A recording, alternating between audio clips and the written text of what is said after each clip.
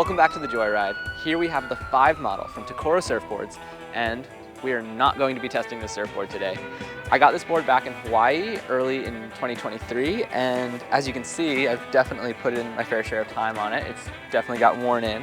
So I have a really good sense of how this board works, and the way I describe it is it's a very tippy rail-to-rail surfboard, which at first when I got on it made me feel like I was gonna fall over sometimes, but once you figure it out, you realize that it's so good for transitioning from rail to rail.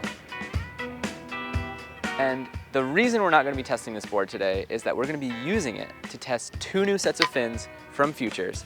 I know they look really similar, and that's because they are. They're actually the same exact template and outline, but they're 2 very different fins. First up, the Honeycomb. It's the standard fin. It's the one I used in my last test, the one that I kind of fell in love with. It's got a pretty standard flex and it's got a flat foil. This is the Blackstix. This is brand new from Futures, and it's a lot more flexy than the Honeycomb, and it also has this foil on the inner side of the fin, which I don't really know what it does just yet, but we're gonna find out soon. As you can probably tell by my surroundings, we're not by the ocean. We're at Waco Surf, where we're gonna get perhaps the most objective form of fin testing, because we're gonna get the same wave over and over again and really get to feel the differences between these 2 fins. I'm honestly not too sure how different they're gonna be, considering they're literally the same fin outline, but I'm really curious to see if the construction and this sort of inner foil can actually make that much of a difference. So we're gonna throw them both in, go for a surf, catch some waves, and we'll find out.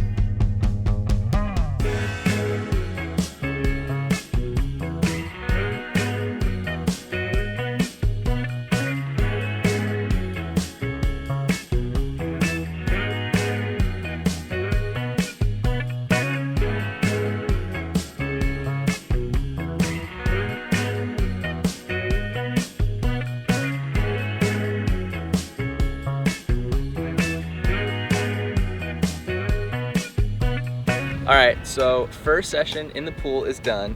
We ended up going with the pivot fin, started with the Honeycomb, the one that has the flat foil and that's stiffer, and they actually felt pretty good. I felt like I could do nice tight pocket turns, front side, back side. I could even get in a carve or a roundhouse here and there. But there were a few times where I felt like it was a little bit sticky, especially releasing out of the lip, and that's when I decided to throw in the Blackstix.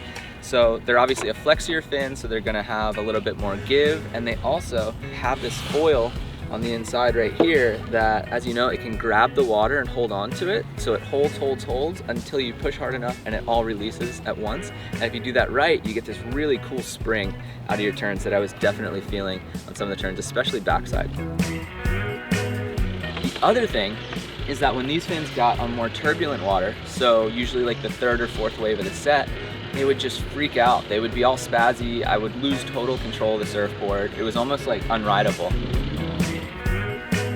I want to see how these fins compare to one another in the ocean, where it really counts. So we're gonna go find some decent waves, and we're gonna try both the Honeycomb and these Blackstix right here. So we're gonna see how they compare in the ocean versus the pool. Let's do it.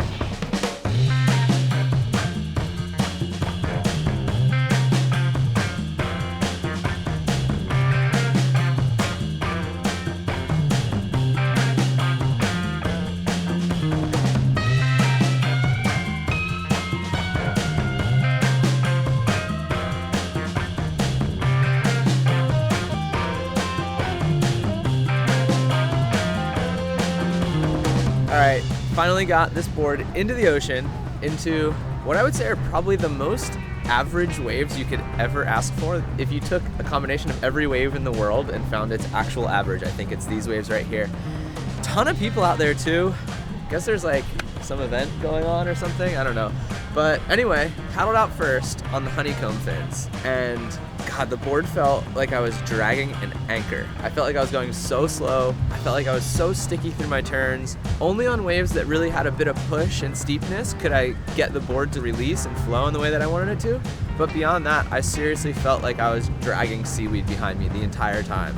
And this is not a slow board either. So I was thinking in my mind, like, man, I really hope that when we put the Blackstix in, I'm gonna feel a difference. And literally from the first wave, it was instant. Like, I was feeling so crisp, so fast. Even on tiny little waves, I was able to just like one pump and generate so much speed. Everything about them was pretty much better.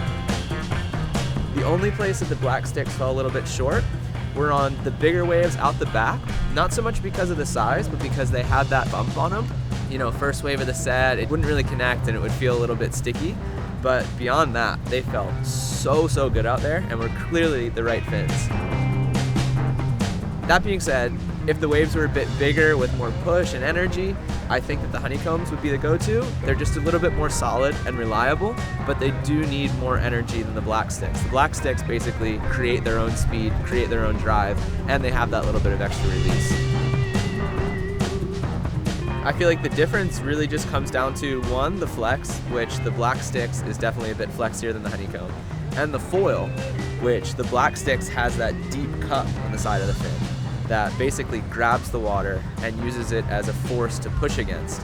Those two things combined in these waves, small, weak, average, kind of what you surf on any given day, they just gave this board so much more life and spark.